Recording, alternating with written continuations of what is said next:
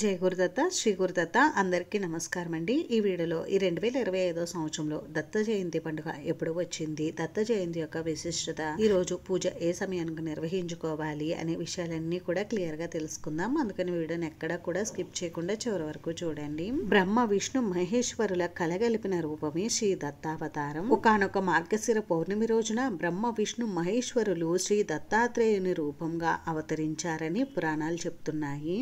కాబట్టి ప్రతి సంవత్సరం మార్గశిర మాసంలో వచ్చే పౌర్ణమి రోజు శ్రీ దత్త జయంతిని అయితే జరుపుకుంటాము. దత్త జయంతి రోజున త్రిమూర్తి స్వరూపుడైనటువంటి శ్రీ గురుదత్తుణ్ణి పూజించడం వలన త్రిమూర్తుల అనుగ్రహంతో పాటు మానవులు కోరుకున్నటువంటి సమస్త కోరికలు నెరవేరుతాయి. మానవులకు భక్తి జ్ఞానాలను అందించిన మహానుభావుడు దత్తాత్రేయుడు. అందుకే ఈయనని గురుదత్తుడు అని పిలుస్తారు.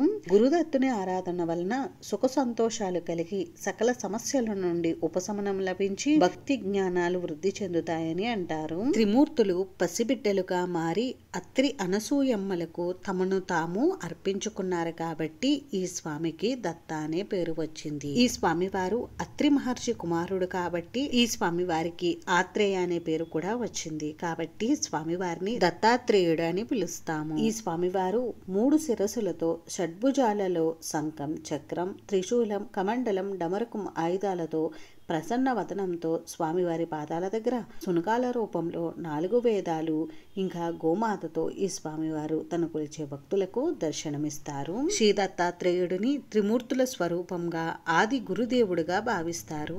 ఆది గురుదేవుడైనటువంటి శ్రీ దత్తాత్రేయుడు మార్గశిర పౌర్ణమి రోజు జన్మించారు.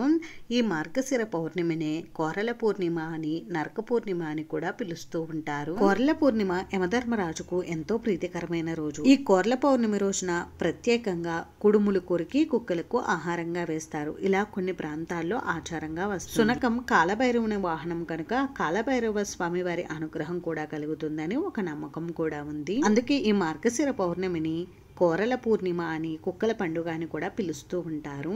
ఈ రోజు కుక్కలకు సజ్జబూరెలు, తెప్పాల చెక్కలు ఆహారంగా పెట్టడం వలన నరక బాధల నుండి విముక్తి పొందవచ్చని ఒక నమ్మకం కూడా ఉంది. మరి ఇన్ని విశేషాలతో కూడినటువంటి ఈ కోరల పూర్ణిమ మరియు దత్త జయంతి పండుగలు ఈ 2025 సంవత్సరంలో ఎప్పుడు వచ్చాయి అని అంటే, స్వస్తి శ్రీ చాంద్రమాన శ్రీ విశ్వావసునామ సంవత్సరం దక్షిణాయనం హేమంత ఋతువు మార్గశిర మాసం శుక్లపక్షం పౌర్ణమి తిథి ప్రారంభం 2025 డిసెంబర్ 4 గురువారం ఉదయం 7:48 ప్రారంభమయ్యి 2025 డిసెంబర్ 4 రాత్రి తెల్లవారుజామున 5:21 వరకు ఉంటుంది. కాబట్టి 2025 సంవత్సరంలో దత్త జయంతి పండుగను 2025 డిసెంబర్ 4 గురువారం రోజు జరుపుకోవాలి. ఈ రోజు ఉదయం దత్తాత్రేయ స్వామి వారికి పూజ నిర్వహించుకోవడానికి శుభ సమయం వచ్చేసి ఉదయం 7:50 నుండి 10 గంటల లోపు మీరు స్వామివారికి పూజ చేసుకోవచ్చండి.